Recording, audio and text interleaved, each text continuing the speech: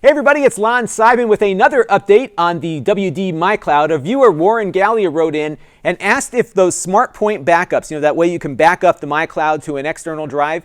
He asked if it was possible to read that data just with your computer after it's been written to the external drive. And I wasn't really sure, but I asked WD and then I found the drive that had enough space on it, and I did it myself too. And the answer is yes, you can view the Safepoint backup after it is made. So here it is here.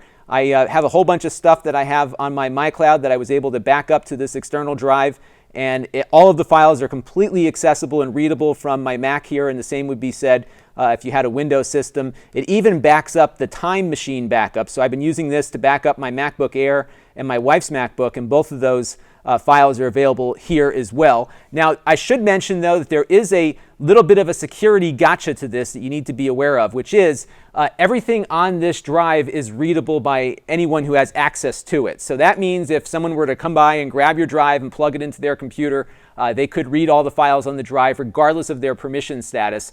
Likewise, if you have the drive plugged into the MyCloud and didn't set the permissions on the external device, it will also be accessible to anyone within your local network. So if you have different folders with different security levels set up, I would make sure that you have the drive locked down so that only you can look at it, so that way people don't inadvertently stumble across each other's data, because it just writes everything out pretty much verbatim, and it strips away the permissions on the backup. So you'll see here that it includes some metadata, this permissions info and system info, so it can restore back if you ever got another WD MyCloud drive to get everything back up and running again. But like I said, just make sure you lock those things down. The Time Machine backups, it treats a little bit differently, because these are really tied into the OS X security system. So you may not be able to get access, or some people may not be able to get access to your Time Machine backups the same way. But again, I would just double check and make sure that that external drive is opaque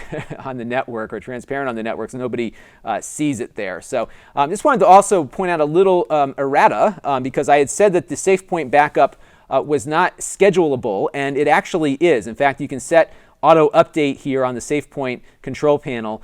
You can set this on and actually specify a schedule in which you want that to back up. You can also keep multiple Safepoints. So for example, you could back up to an external drive, but also have it dump off to another computer or drive on your local network as well. So pretty flexible, but you don't have the ability to pick and choose which files go into it. So it's either all or nothing as far as the backup goes. So you'll need a drive that has enough space to basically cover everything that's on the MyCloud, but you only need to cover what you have. So my 2 terabyte MyCloud has about 700 gigabytes in use right now. So this 1 terabyte drive is more than enough at the moment. But once I get beyond the 1 terabyte mark in file usage, I'll need to get another drive to make up the difference there. This is Lon.TV. Thanks for watching.